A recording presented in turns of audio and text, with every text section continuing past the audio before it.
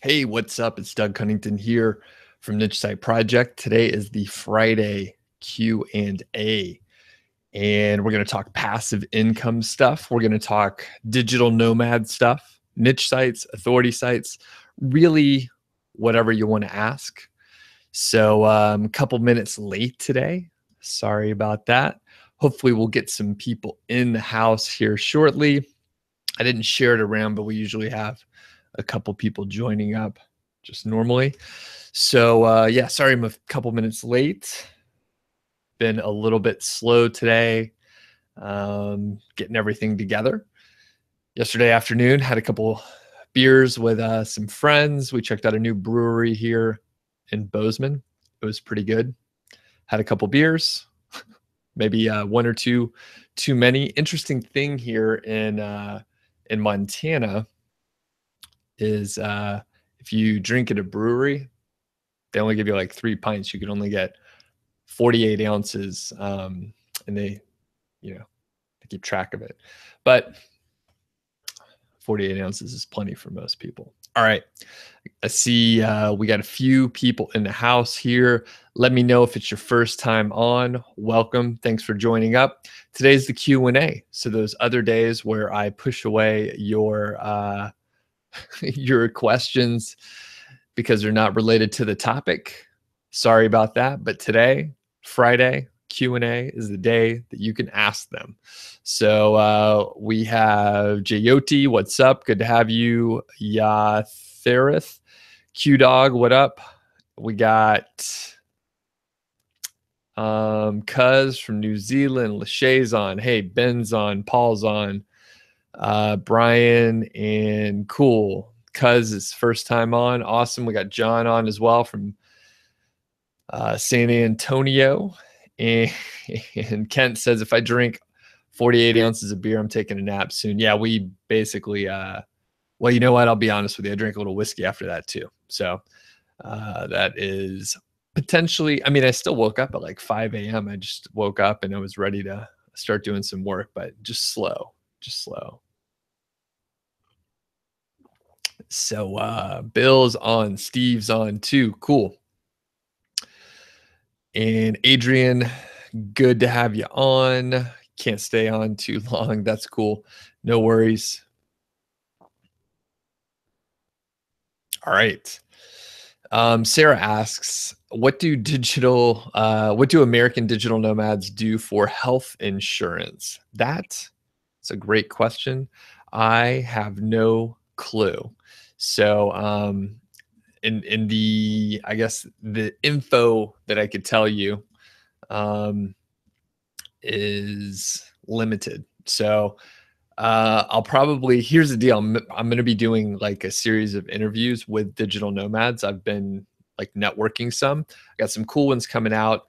The one that I've already done, Zoe, Ariel is her name, Ariel, and she is Canadian actually. So, and she's living in Rome, so it's a little bit different there. But generally my guess is you would probably have to like get additional like insurance for like travel stuff. And I'm assuming, right, the assumption is people are international as they're digital nomads, that they're international, and you would probably have to get an additional like insurance coverage to cover it. By the way, if anyone happens to know the answer, feel free, you could ping me and let me know. But the thing is, my digital nomad experience has all been in the US. So my wife and you know what? I didn't even know it. I'll probably do a video on this too. I didn't know it, but I was a digital nomad for like 4 years or so. But we didn't go to like cheaper places. We didn't go to like Southeast Asia and like do digital nomad stuff there. We would like rent a house in like an expensive town and then like spend a month and a half there and just work there. So we were hanging out in like Austin a few years back, went to Denver a few times. We actually sold our like condo in Atlanta before we left on a road trip for like 3 months. We came out to Montana and eventually we just stayed here. That's how I ended up in Bozeman, by the way. All right. So good question, Sarah. That is one that I can investigate because, as I mentioned, I'm going to talk to more digital nomads and they probably actually know what's going on. Calvin, what's up from Italy? Jeff is on. And oh, it looks like Sarah and John are in San Antonio. And actually, this is interesting. Sarah and John, you may want to ping each other, or I'm not sure if you could chat directly with another person, but Sarah is actually a student of the course. She's been in it for a little while. John, I know you're interested in the course. So if you guys could talk to each other, Sarah, you can give him tips if you think, it's useful for John to take the course or not. So I gave him some advice too, but no better advice than from a student. Okay. Lachey is saying, do I work on my sites after I drink? No, not usually. No. There was a time when I did more work like later in the evening, like when I had a full-time job, I would work later at night. And at that point, I would actually have a few drinks and, or sip a beer as I was working. But nowadays I do most work during the day and then I just kind of shut it down, usually a little after lunchtime. All right. Gary's on from Thailand. K3 says you've been watching for a couple weeks. You're desperate to get this online thing going so you can quit your second job. It's draining you. Yeah, totally. I can relate to that. Start slowly. It will take time. Be patient. Don't stop. That's the advice I'd give you, K3. Brian says, can I talk about niche research? Do I have a process? Yeah, but it's probably way easier than you think. I'm not going to go too in depth, right? That could be like a whole course on itself. But I will tell you next week, there is a 3-part like mini course that I'm sending out via email. If you're on the email list, you'll get the emails. Starts on Monday. One of those is going to have that process in there. So check them all. You need to go through each one of the emails. In general, the easiest sort of way to go about it is to brainstorm, just like general brainstorming, come up with a bunch of different sort of product and niche ideas. And then when you go from there, you have to go into the keyword research section of the process, which is sort of a longer phase. Then you do competition research. After you've done this for a little while, you kind of know like if it's a good niche or not. So like the guys in my mastermind group, we've been doing this for 4, 5, 6 years. I'm like sort of the junior member in there. And I think we know that there are niches that are good. We know there are some that are like either more competitive or, there's not as many products or the products are cheap or something. So we kind of know the areas.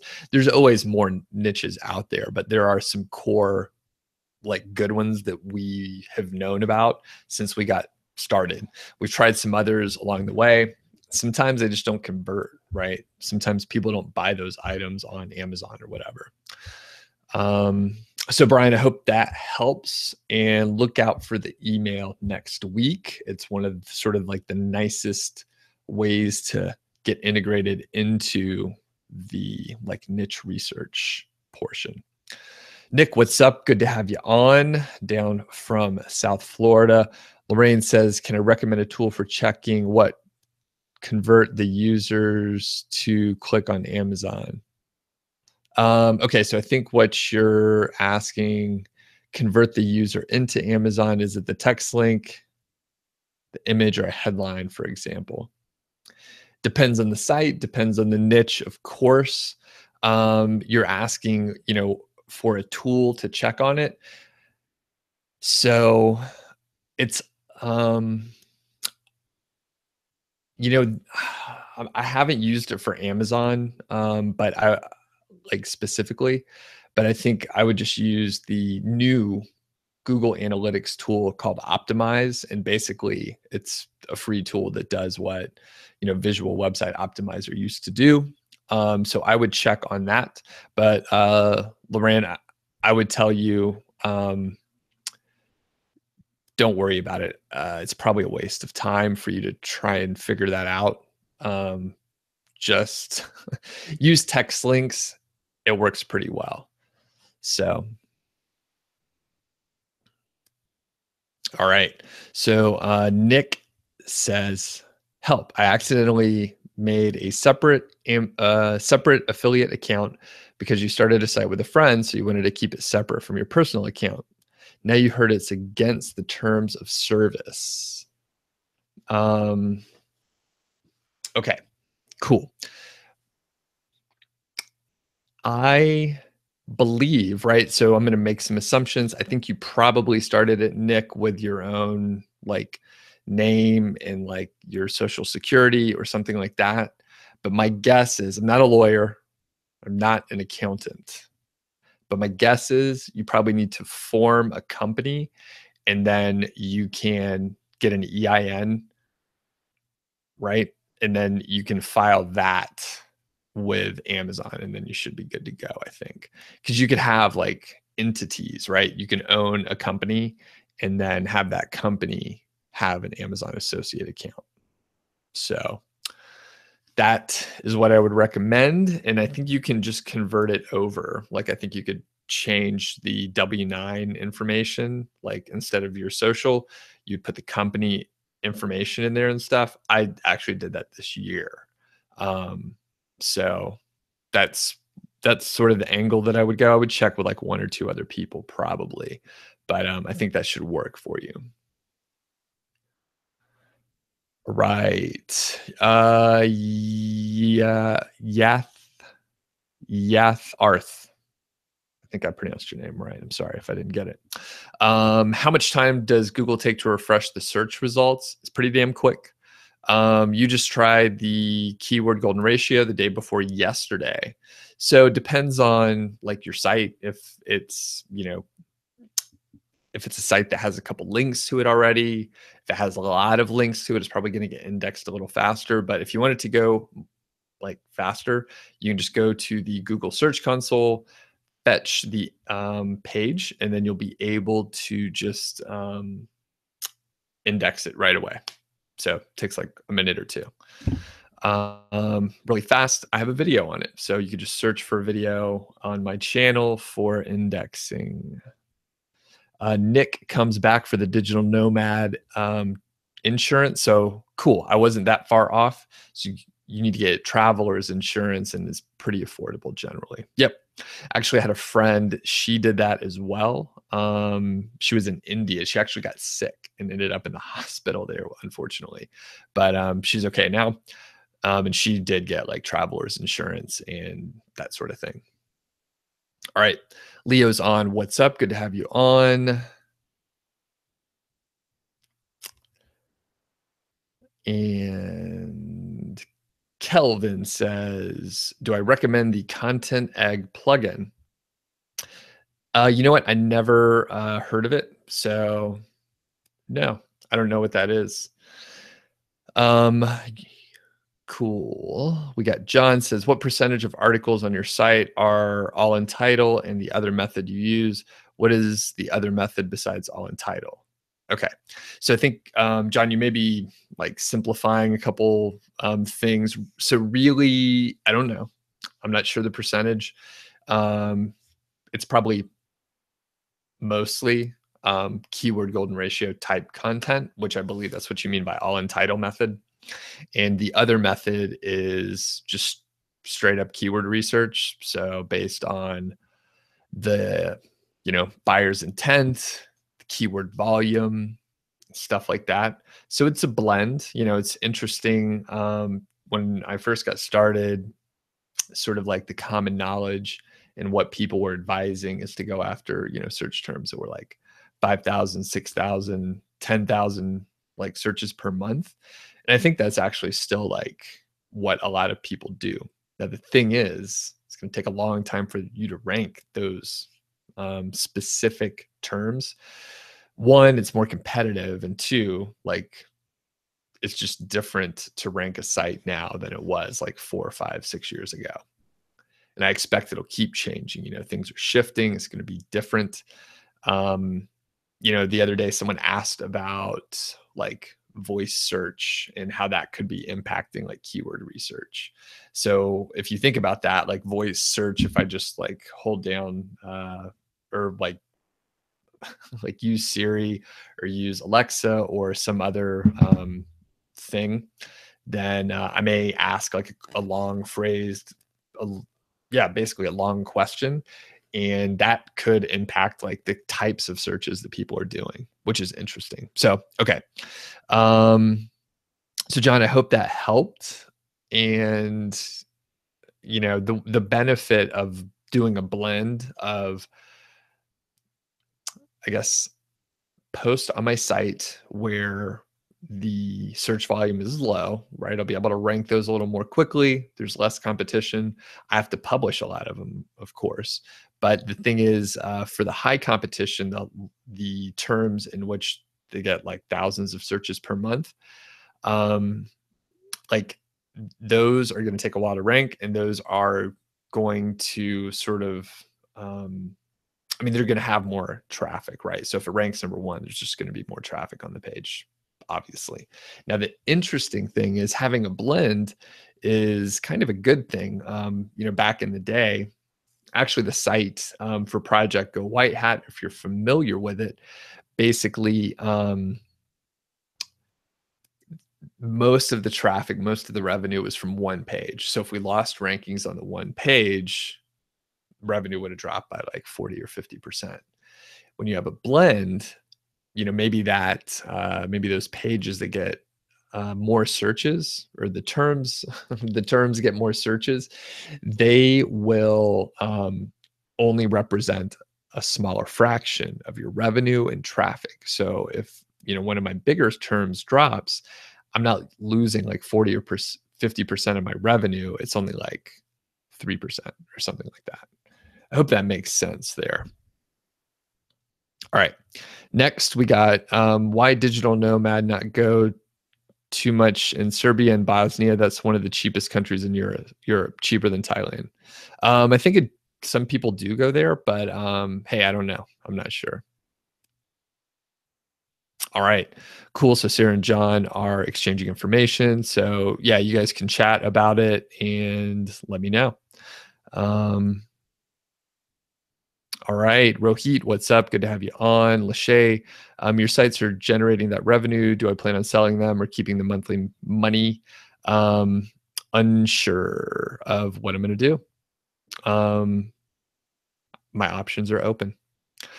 And Nick, you say you have an LLC. You did that. Okay, cool. I think that's fine. As long as you have separate entities, right? I think they mainly care about tax stuff, I think.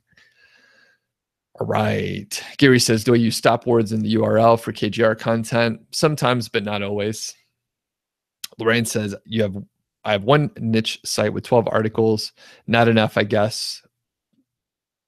But when do I recommend pursuing the next project? When you max out the first one. So I would say like start making money on the first one and learn things and get traffic and add more content. And then, you don't have to have a lot of sites to make a lot of money. Yaharth says, what's the best tip to make people buy affiliate products?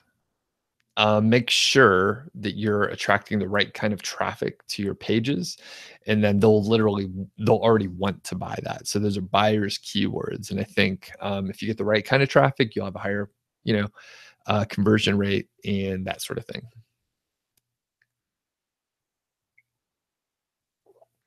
Ben asks, let's see how I use product images on my site. Do I pull them from the Amazon API? Yeah, I use the site stripe.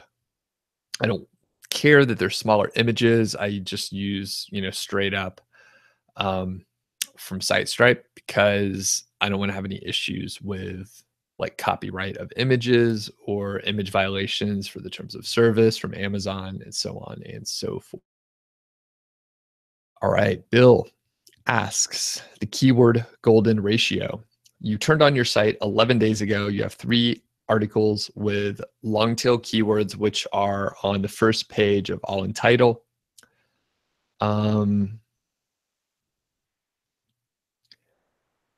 I.e. less than 9 pages with the exact long tail keyword.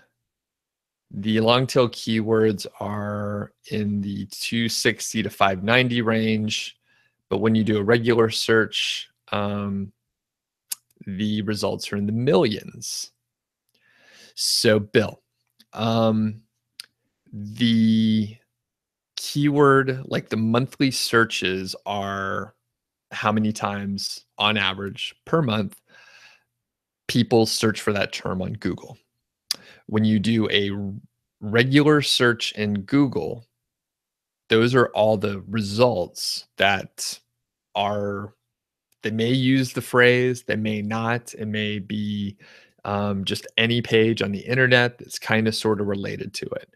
They're different things. So one is how many times people search for it, and the other one is how many results in Google are in their, index of all the URLs on the internet, basically. So they're 2 very different things. Okay. Sarah says, back to insurance for freelancers. You guess for insurance in the US, it's Obamacare and crossing your fingers, or a spouse with insurance. Yeah, basically.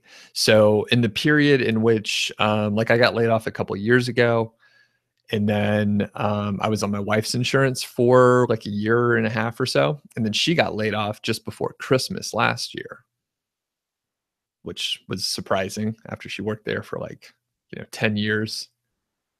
Additionally, classic, she worked for a small company too, like 40 people or so.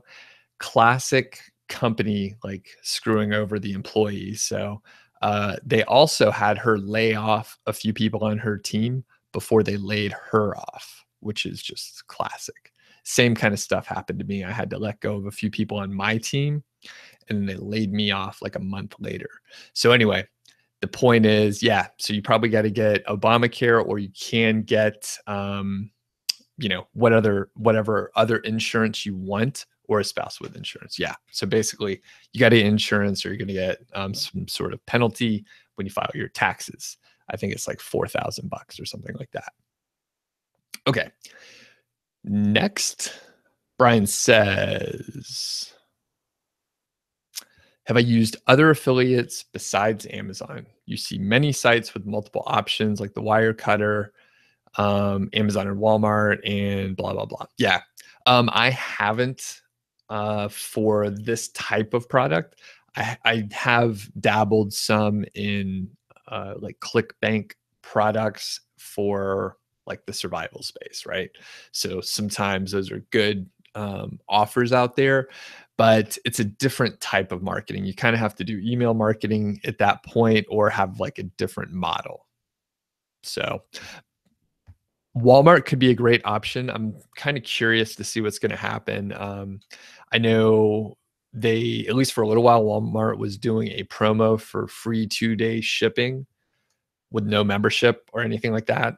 So, I mean, I think Walmart is sort of poised to like go bigger in the affiliate area. And hey, it sure would be interesting if Walmart like paid more, and a bunch of us like affiliate folks go to, Walmart instead of Amazon, because they're paying like, what Amazon used to pay. I think that'd be really interesting in the next couple of years to see what happens there. All right. Sarah asks, have I heard about or tried skim links? I have heard of skim links. I think those are like the like ads that basically add links into your site. Is that right? My thoughts on it, I've never used it before. I think like for me, I don't think that's probably going to be a good move. But if you had a site with a lot of traffic that didn't have very much in the way of buyer's intent, it may be a good like option. K3, you've heard some people recommend cloaking your Amazon links. Is that against terms of service for the Amazon affiliate program? Um, Here's the deal with that. I don't know why people would recommend cloaking your links. I think that's bad advice. You're not supposed to mislead the visitor in any way.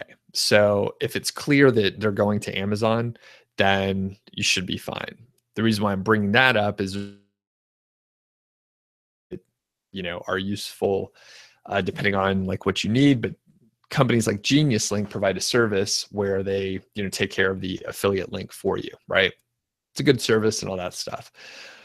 The thing is, their Genius Links, it's not an Amazon.com like link, but Genius Link has checked with Amazon about like using their service, and it's fine. It's not a violation as long as it's clear that the person's going to Amazon. So you could have like your own domain and like cloak the links as long as you're clear that they're going to Amazon, like in the text or whatever, or in the image, it's clear that they're going to Amazon. That could be okay. I would say don't cloak your links. You're not going to get any advantage about that. QDog says, how long do I see the niche site business model working in the next 5 years, considering the nature of where search is going with videos and voice searches? So I think things could shift some. We may have like a different, like specific implementation, but I believe there's still going to be an affiliate model out there.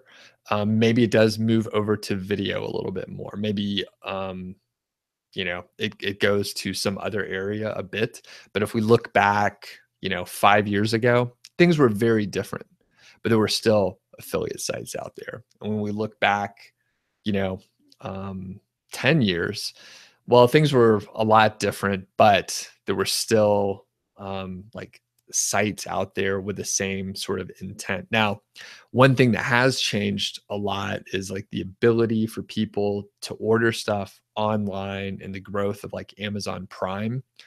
Well, if Walmart adds, that competitive sort of option, then well, that's going to be like even better, right? There's going to be more options. It could be more like competitive for like the companies that have the affiliate programs, because they're going to want to attract us, right? So like I said, it could be interesting in a year or something if Walmart ups the or shorter time, right?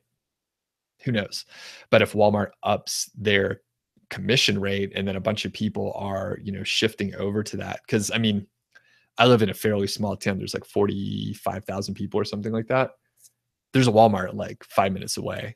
And I could order something and like have it shipped to Walmart. I could have it shipped here.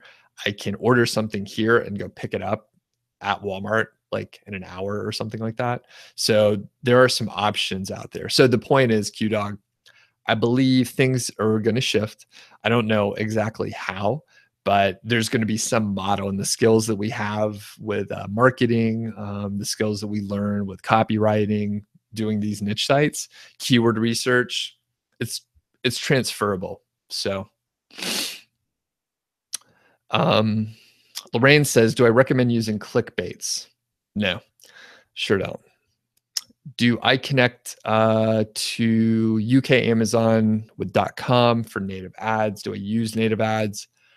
I don't use native ads. I found they weren't converting, like it wasn't converting all that well for me.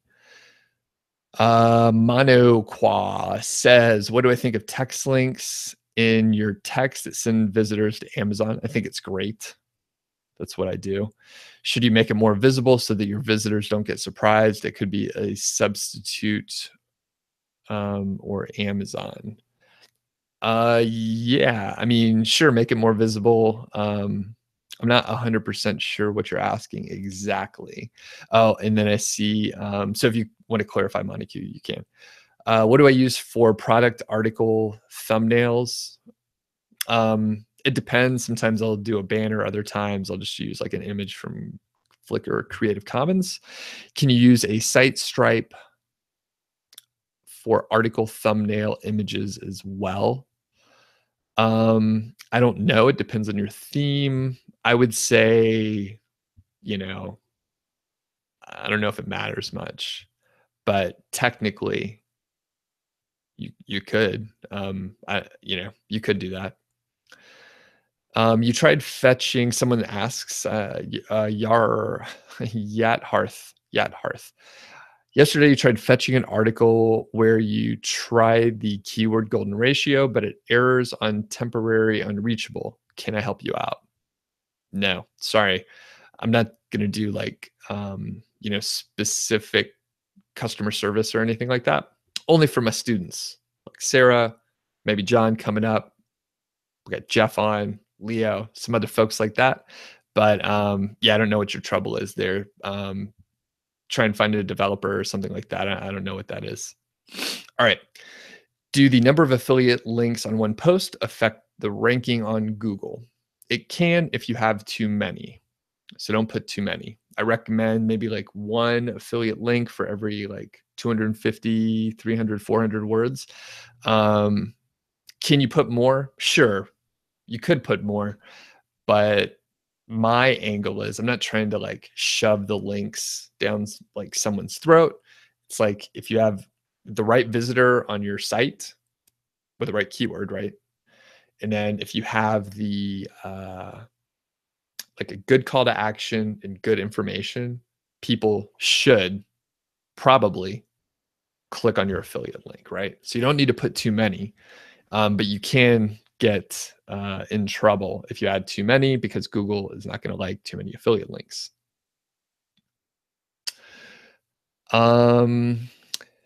Samini says, do you have to be an Amazon associate to be able to use the site stripe?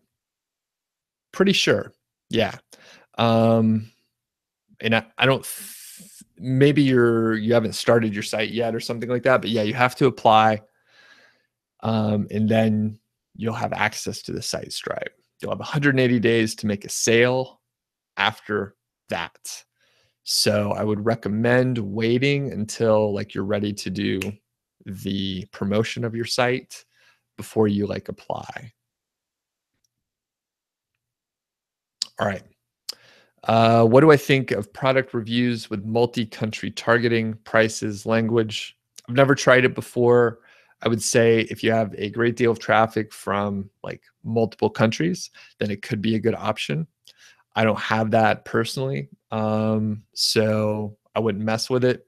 And in fact, I probably wouldn't mess with it or do this multi-country targeting unless I had like some decent percentage of international traffic. So if it's only like 2% or something, who cares? Don't worry about it. All right. Paul says, do I mention explicitly any benefit to the blogger when I do outreach? And if yes, what are they? I usually don't. But one thing you can mention, Paul, is that you're going to mention a few products and they could put their own affiliate links in there. That's a really good thing to do. It's a little more transactional. They see the clear benefit. I don't necessarily spell that out early on, but that is a thing.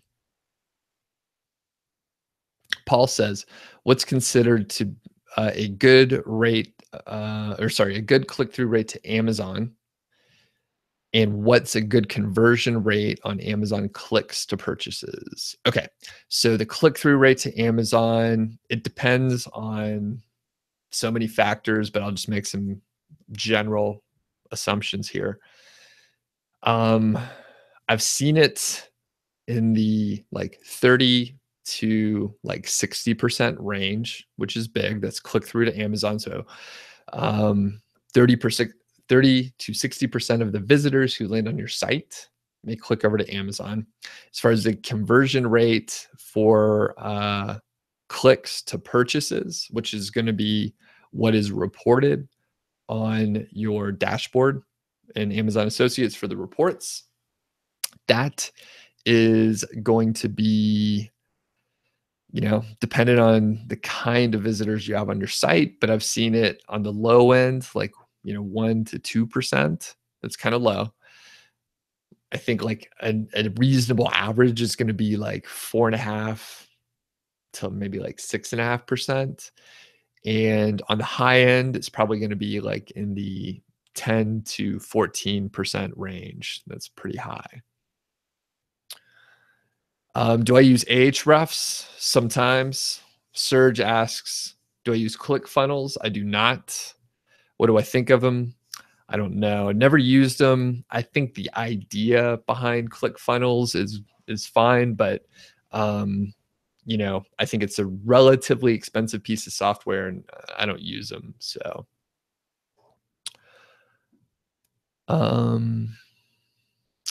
we got Patrick. You're currently stuck on the bottom of page 1, and you're not getting a lot of traffic. Are there any specific recommendations?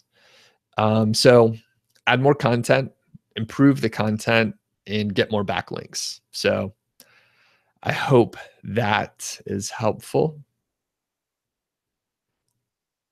We have Asama who says, I have this site, and you listed your site. Amazon sent you an email that your account will be canceled in 9 days. How can you drive traffic to your site before they cancel your account? Well, that's hard to say. I think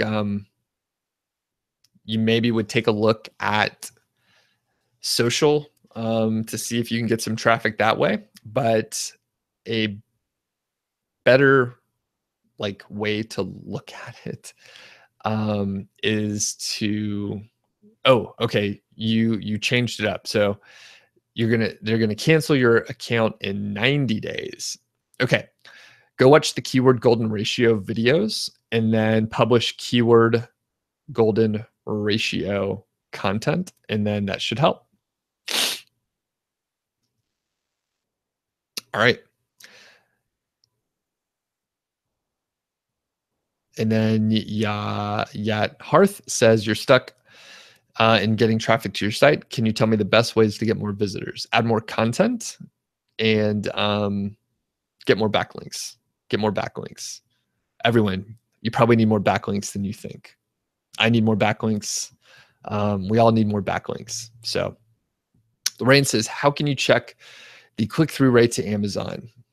So you look at the total clicks over on Amazon, and then you look at the total number of visitors to your site, and then you just figure out that ratio. That's it. It's just division. Okay, and then Paul says, any main difference between those that convert well and those that don't? Sorry, Paul, when you say those, are you talking about the click through, or what are you asking, Paul?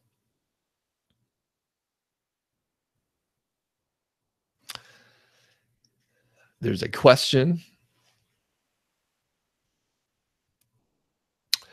Why are some pages with thin content ranking well on Google? They probably have a lot of backlinks. That's probably it. And QDog says, how many plugins do I have on my site? I try to have it less than 10. Oscar says, what are my thoughts on guest posting? I'm for it. I'm for it. And I think it's a good way to do like a backlink campaign. Hey, Paul, so I see you say both. You should have clarified. Can you write the whole question out for me? I'm sorry, I don't want to scroll back in the chat. All right. And Oscar, if you have a deeper question on guest posting specifically, I'm happy to talk about it. Just general thoughts often are hard to describe, right? So, okay, how do you find competitors ranking keywords, SEMrush, or Ahrefs? If you haven't seen my video on SEMrush, you can go to my channel, search for it. I show you how to use it like with the free version there. And by the way, if you want I think I have like a link for like a 14-day trial for free. You have to put in your credit card number and stuff. You have to cancel it before the 14 days are up, but it is free. All right.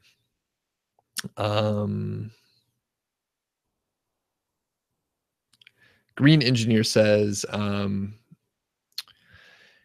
I said that you comment 3 times before asking for a guest post. Can you give you more details? Oh, and Green Engineer, I think you asked this the other day. I'm sorry if I missed it.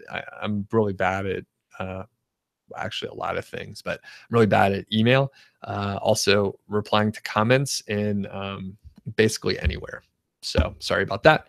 The time interval between each comment, how long does it take before asking for a guest post? Any tips to make the method work? Can I make a tutorial about it? Yeah, I think there's a whole like training video on it, but I understand there's a shitload of content on my channel. You haven't gotten to it all, so I understand that. So basically, it doesn't matter. A lot of the stuff that you're asking doesn't matter. You can comment 3 times in 3 days, right? So you can do it in 3 weeks. Doesn't matter. If you are interested, right? So I have a lighting kit around me. That's why, I'm lit so well. It's minimal shine, there's some shine, but minimal. It's been worse. I know some people know it's been worse. But the thing is, if I was doing research on lighting kits for video, and I read someone's blog and I commented, it's probably likely that I'm doing research on lights and stuff like that. In that case, it's probably likely that I would read more stuff on their site because I found it interesting. In fact, I commented, and it wouldn't be weird to see like 2 comments in one day. It wouldn't be weird to see like comments over the period of a week or 2. Probably you want to do it as fast as you can though, right? Green Engineer. So the thing is, if you like have the time and let's say you scope out like 10 blogs that you think you may want to guest post on, you probably like, comment on each one of their sites over the course of a week 3 times and like build the relationship. And that's pretty quick, right? And then after that, you could ask for a guest post when it feels right. There's no like specific formula. Some people are going to take long to email you back. Some people are going to take long to approve the comments. Some people are going to be really fast to do any of those things I just mentioned. So be flexible. And I can tell you like specific timeframes, but like I said, it doesn't actually matter that much. You probably want to do it as fast as you can, right? And then in general, there is like, as far as a tutorial about it, I can look into it a little bit. A lot of that training is like within the course, which, I haven't talked about it much today, but we do have 42 people on right now, which is cool. And I haven't mentioned at all to, like this, but here's the deal. If I answered one of your questions, I sure would appreciate it if you click the like button, and it's the thumbs up. It's probably below the video. So if you're watching right now, please hit the thumbs up. All right. Okay. So Green Engineer, and I'll just say I'll probably look into making a tutorial. It's not high up on my list. Again, I think I've done a couple like basic like live streams and webinars on it. So if you watch those, if you search for like guest posting on the channel, you should find like a couple hours at least of this information. And if you have questions like further, then you could ask in those videos, of course. Paul says, is there a recommended anchor text ratio to follow when building links? Yeah, it sort of shifts, but here's what I recommend. Recommend sort of long phrases, and I recommend partial matches that are keyword rich. I would recommend you take a look at some of the studies that Ahrefs they've done like pretty deep analysis on anchor text ratios, and it's very good information. And in general, you could probably be a little more aggressive than what a lot of people tell you as far as anchor text, but I don't really get too aggressive, right? So I just want to have some like good relevancy from the sites. That'll be enough for me. And then long phrases with partial matches. Brian says, is there any value in having someone guest post on your site? Yeah, you get free content.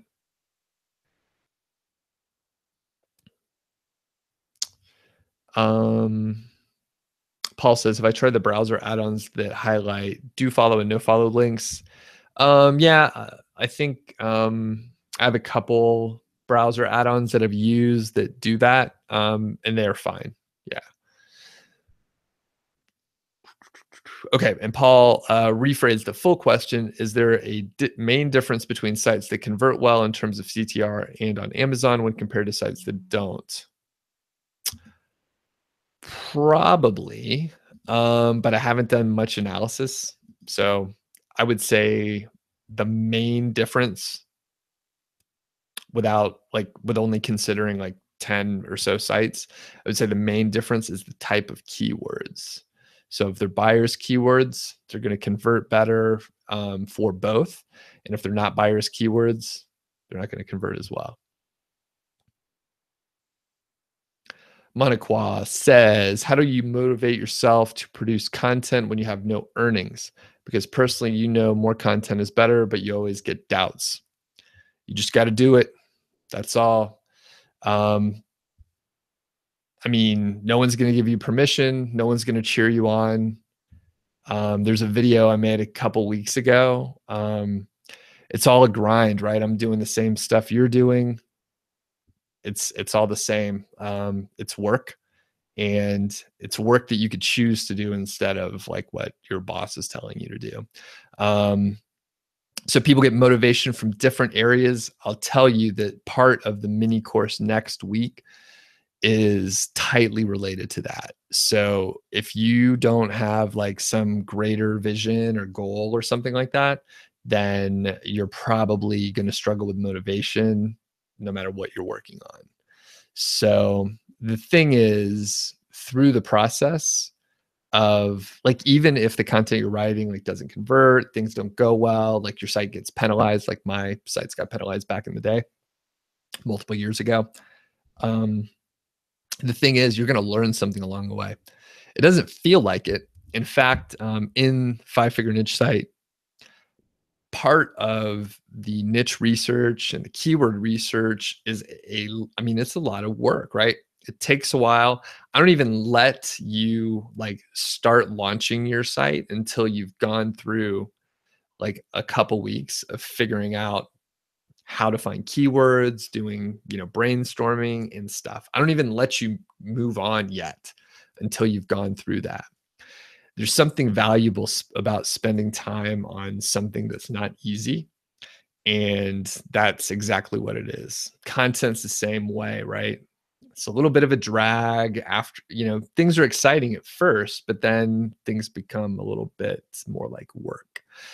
So overall, you'll learn something. So if you find some value in learning, then you'll be able to, realize it's a greater, sort of purpose and everything. So hopefully that helps, Monaquah. I think I'm kind of weird. I'm very like self-motivated and driven on my own. And I always have been, I think. I don't think it's necessarily like innate or anything like that, or you're born with it or you're not. I think you can like grow that, portion. If that's something that's important to you, then you can do it. And like find value, find enjoyment in like the learning process and going through something. But I'm also a person, I like long-term goals where I know, like as long as you finish, you win. I've actually, and very specifically, I've run like several half marathons, and I love that because like you're just racing against yourself. It's just you. All you have to do is finish. and it's training also, right? Like there's not many people that could just like roll out of bed and run the half marathons. But if you show up and like train 3-4 days a week, it's probably going to be fine. You're going to be able to run and do it, but you got to get out of bed and go run or walk or whatever you're doing. All right. K3 says, you're confused with Google Analytics stuff. Do I mainly look at those stats with a WordPress plugin, or do I go to the Google Analytics website? I use Google Analytics. I mainly just focus on like the visitors. Actually, you know what? I look at a lot of the data there. There's a lot more data than like what we need, but I look at user behavior a lot, and I look at just the visitors. But I mean, at the like core, you probably need to just look at the number of visitors you have and make sure it's going up. I guess this way. All right. John says, I guest post, but you have many articles not published by the ones that allow you to write for them. So like, John, it sounds like you send them articles, or so they tell you, hey, yeah, we can publish your guest post, and then you send it to them, and then they don't publish it. So the key there, John, would be like follow up, like send them an email each week for like 6 weeks, and just keep reminding them. Sometimes like they don't, they don't make it a priority to publish your stuff. But if you keep reminding them, they're either going to tell you that they're not going to do it, which at least you get an answer. You could publish it somewhere else maybe, or they will publish it. So as long as you're persistent. Sometimes people forget. Sometimes their email like gets hacked or something. Sometimes unexpected things happen. So you just keep following up. All right. You're waiting for my backlinks building video. Cool. I think I already have a couple of those trainings out there. So just watch that video.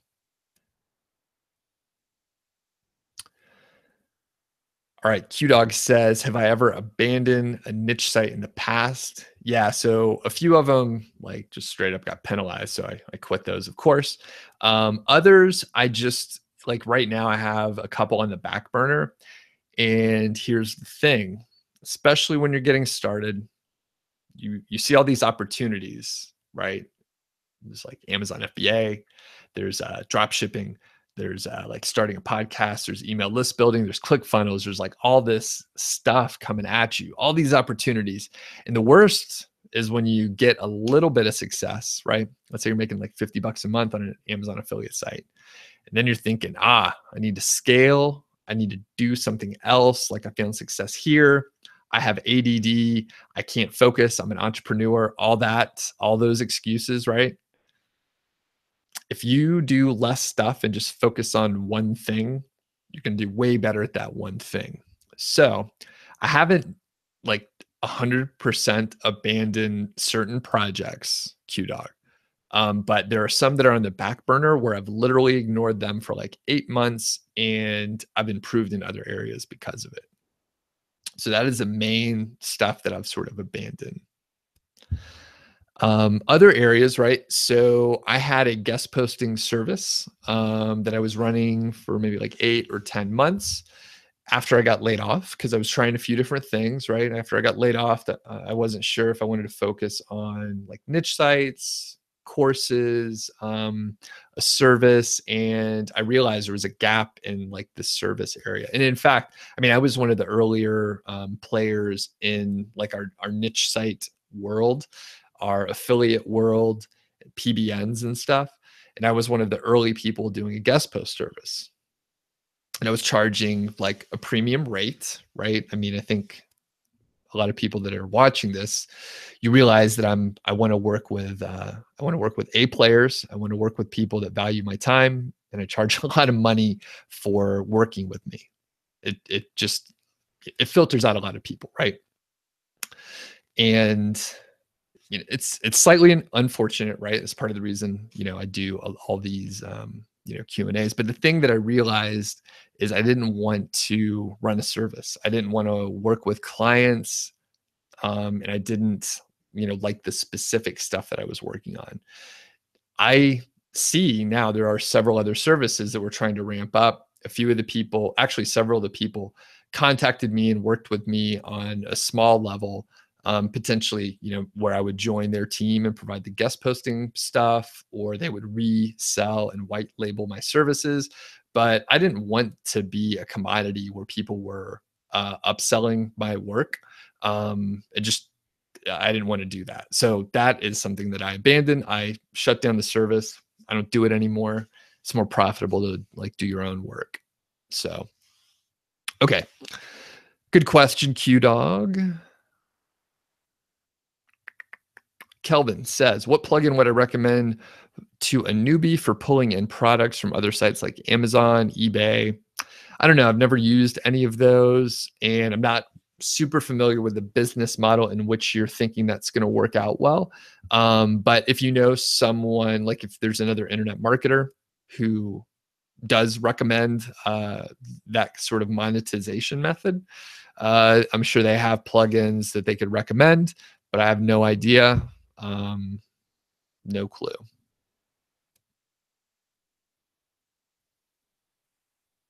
All right. Cool. Lots of good questions here. All right. Where did I find the keyword golden ratio? Or did I make it myself? I made it myself, basically. So there were a few people that helped me shape it, some people in mastermind groups, and I always give them a shout out because they were influential for me.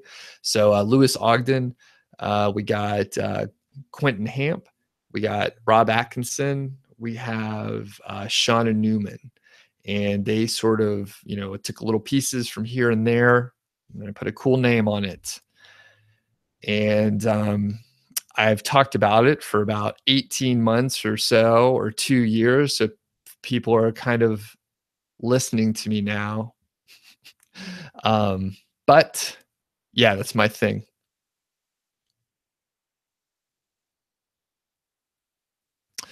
All right. Oscar says, your website isn't up yet, but I will ask you if I may guest post when it is. You're going to do affiliate marketing for Amazon. Great. Great. Yeah, sounds exciting, Oscar. You're in an exciting spot. Be sure you're on the email list, Oscar, so you get the emails for next week. It's a 3-part mini course. It's free. So if you go to nichesiteproject.com, click the green button, sign up for the email list if you're not already on it. By the way, I'm just going to take a quick look here. Okay, so we only have 20 likes, and I'm not sure why, because I've answered probably 40 questions or so. So if you're still on, give me a thumbs up and please like my video. It's the only way I get validation on this stuff. And I've been on here for like an hour, giving my time, giving my effort. If you want, more of these kind of videos where I just answer your questions, and I'm helpful, you should definitely like this video. Thank you. All right. And then Usama says, you bought many backlinks a month ago and checked the backlinks. It is working fine, but the backlinks are not showing up in Alexa. Okay. Go look somewhere else, because Alexa is not like a great backlink crawler. So I would say go look somewhere else. But the thing is, if I remember right, you were saying that you're not getting any traffic or anything. So my guess is those backlinks suck and you need to get better ones. So I would recommend that you do blog commenting and guest posting. All right. And Oscar, thank you for liking the video. Really appreciate it. We got Kat on. It'd be great to have a mini course on setting up a guest posting campaign. Cool. That's a good idea.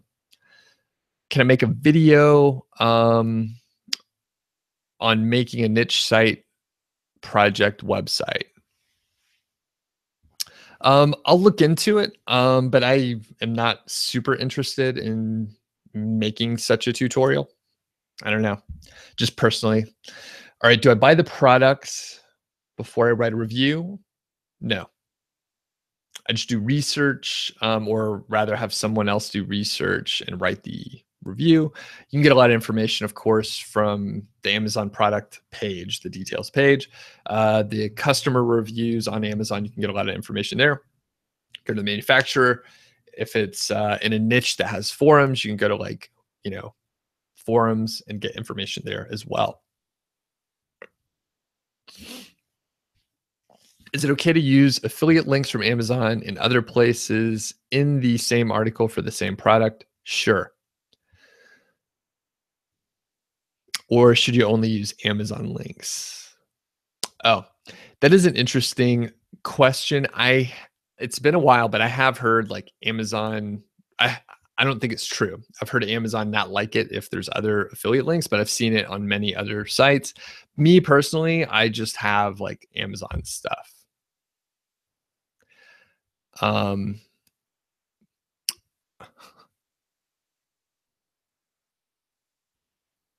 right. Let's see. Let's see. Okay.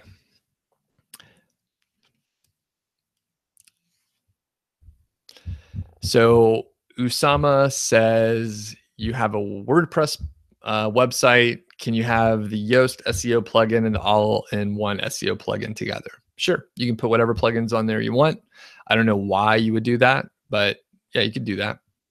Oh yeah, and Leo mentions the grind video on staying motivated.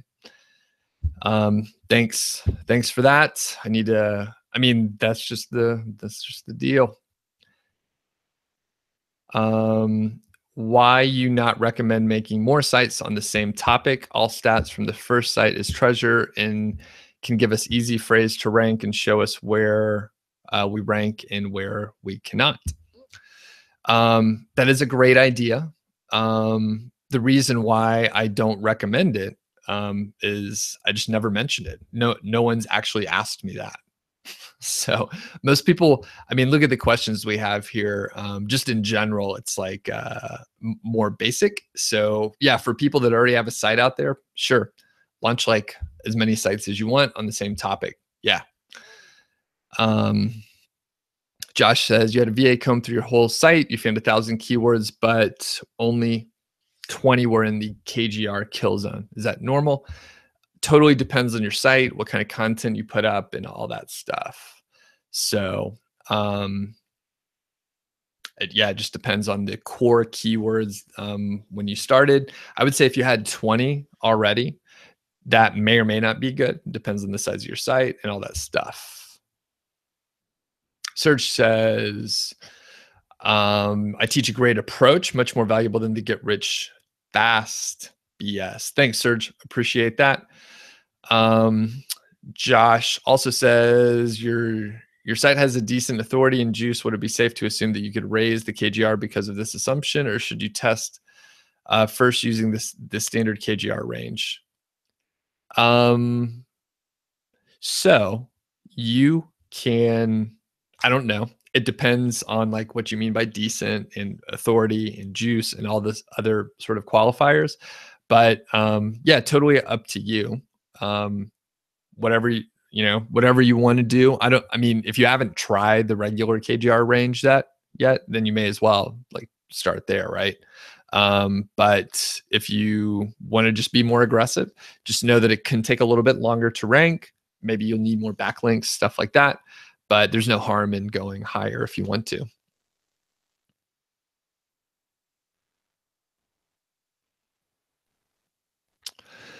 I mentioned that I had a page with 720 searches per month, and it earned the majority of 5-figure monthly income. That's not true. I think there may be a misconception on, and I'm not sure where I may have said that, but your question was the page a keyword golden ratio or something else? No, it wasn't. I think I did have a site that I sold for 5 figures. So I sold it for like $10,000, and a page that was getting most of the traffic was a 720 search volume per month, and I sold that for 5 figures. So I'm not sure. Um, I'm not sure which like or where I said that or whatever. And it was not a KGR term, just per the definition. Um, KGR is like under 250. So because I made up the term and the formula and all that stuff, I can definitively say that it doesn't fit the criteria. All right, you listen to so many people talking about the same thing. I seem like one of the most authentic. Thank you. Gimmicks are entertaining, but you like it that I'm just providing helpful information without the gimmicks. Thanks. And Ben, yeah, says, especially after drinking beer and whiskey. Yeah. I don't know. I don't know why I did that, but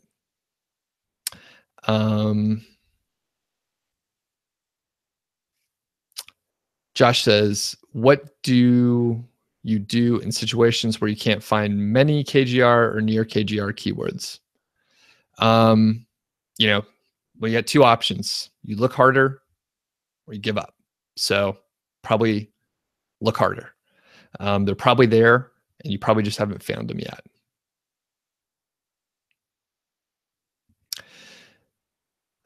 Someone is asking, is there a free site that I know of that can give you an idea on how a site is doing ranking wise or how many backlinks?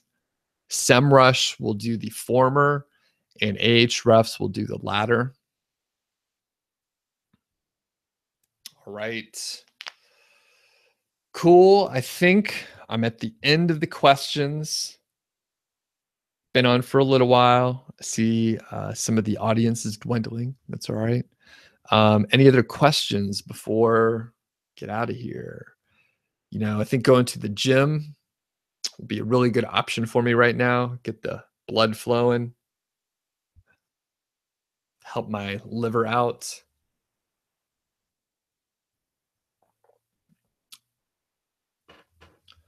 All right. We have Drifter is late. That's all right. Do I have an infographic? Is infographic worth it now? Do I have an infographic? Seems like a general question. Yeah, I have a couple. Is it worth it now?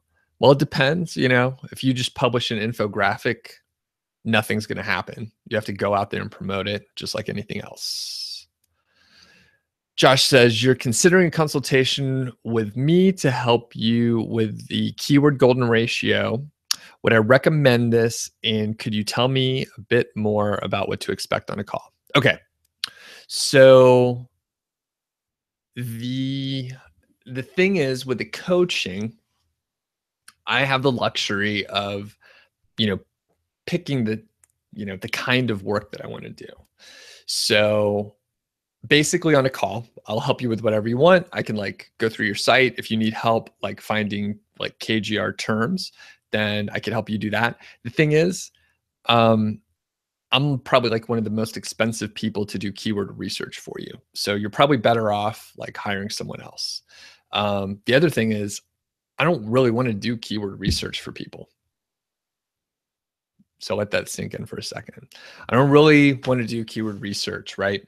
So, I'm talking myself out of a consultation. But Josh, here's the deal. We would probably look at your site, areas that you want to focus on. The thing that I do like about your question is you have been able to investigate stuff on your own. You have a site out there already. And that's interesting. And you have specific questions. The type of coaching that I don't like to do is, if someone just says, hey, can you look at my site? Because then that's sort of a less fun thing for me to work on. At least you've looked at it. And oh, there we go. Nick can help you out. So Josh, why don't you connect with Nick? I know he's doing well already. And Yeah. So basically, on a call, if other people are interested in coaching, I can definitely help. It's generally like at this point in time, it's 247 for an hour. You end up with an action plan out of it. So whatever we determine your goals are, probably prior to the meeting, you let me know what you want me to investigate. I do a decent amount of work ahead of time so that I could come in ready to go. We have like a solid hour of work to do. You can ask specific questions as we go through the call, and then you get an action plan out of it. So pretty straightforward. As far as like KGR stuff, I would probably just go through and show you how to find some. I would like pull some rush reports, full reports, which are actually pretty helpful, and then give you the CSVs so you could analyze the data more deeply. But typically, if I pull, if I go to SEMrush, pull some full reports from bigger sites, it's just a matter of filtering in a smart way, and then like keyword golden ratio terms just fall out. It's pretty easy to do those. Okay. So Josh, if you are interested, give me a shout. If you want to work with Nick, that's cool. K3 says, do I recommend using an SEO plugin on a WordPress site? You installed one, but it looks like it's confusing you, so you haven't really used it. Yeah. So a lot of times I'll put on Yoast SEO, which is kind of like the standard plugin for like WordPress for SEO. I don't like a lot of it, but there are some good tools that you can use in there. So you can like no index your category pages or other archive pages that you don't want indexed and stuff like that. But in general, I don't like a lot of the stuff in the SEO plugins. They're not really made for like the sites that I'm trying to make. So I ignore a lot of the information. If they are confusing you, then uninstall it. Don't worry about it until you're ready to learn that portion of it. Blue Fuse says, do I do intermittent fasting? I have been over the last few weeks, actually several weeks for a few days a week. So it's been good because I think I've been like for a period of time when I had all the visitors and stuff in town, I was like eating out more. I was eating more often and eating like because it was a time of day, not because I was hungry. So the thing is, I haven't been like losing a lot of weight or anything like that because, like I said, I still drink beer and whiskey and stuff like that. But I feel better just in general. So yeah, it's cool to check it out. And the intermittent fasting that I have been doing is like I'll have my last meal at like say 6 or 7 p.m. and then I won't eat anything until like 1 or 2 p.m. the next day. So I end up being fairly hungry like this period of the day, but then I'll go work out and then, I'm actually not hungry when I'm working out, which is interesting. All right.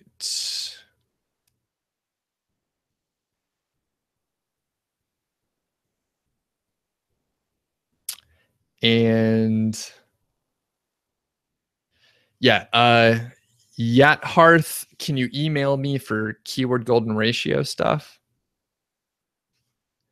No. Sorry. Like I said, if you want to do a paid consultation, I can work with you, but I'm not going to do keyword research for you. I'm sorry. Just not my thing. And I'm sure like, Nick is charging for his work too. It's not, you know, it's not a charity around here. We'll answer your questions and stuff, but we got stuff to do. All right. Any other questions before we go? Yeah, not to be harsh, but yeah, I'm not going to do free work for people.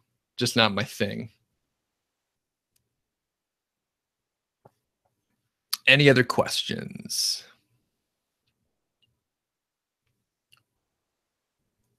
All right.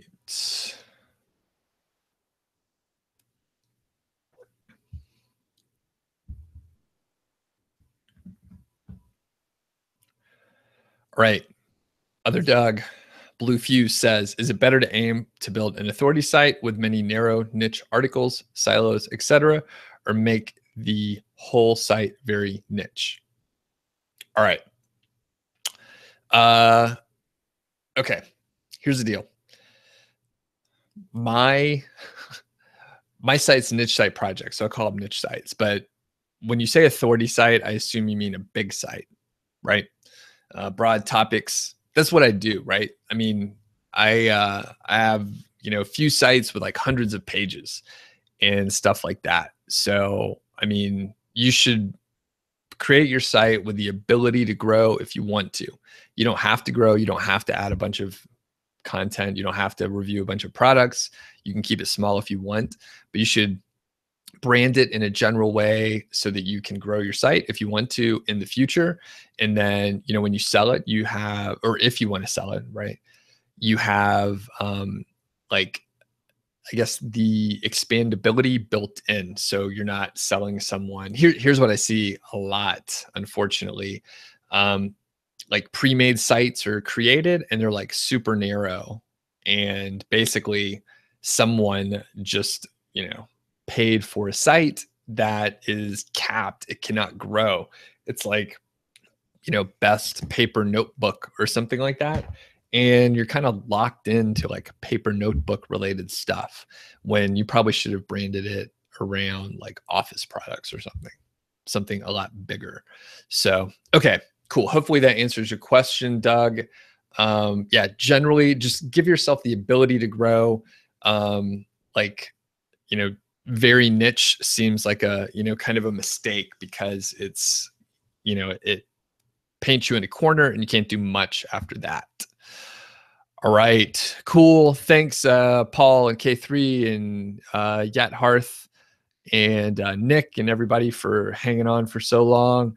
Appreciate it. We'll see you some next week. And by the way, if you're watching right now, I'm going to try to place my schedule for live streams on the About page. So I'm not sure like if it'll be super obvious to see. I may have to, find a more prominent place to put it. But next week, the schedule will be a little bit different. At a conference for a couple days and stuff like that. But I'll try and make it apparent. All right. Thanks, everyone. Have a good one. Have a good weekend, and we'll see you next time.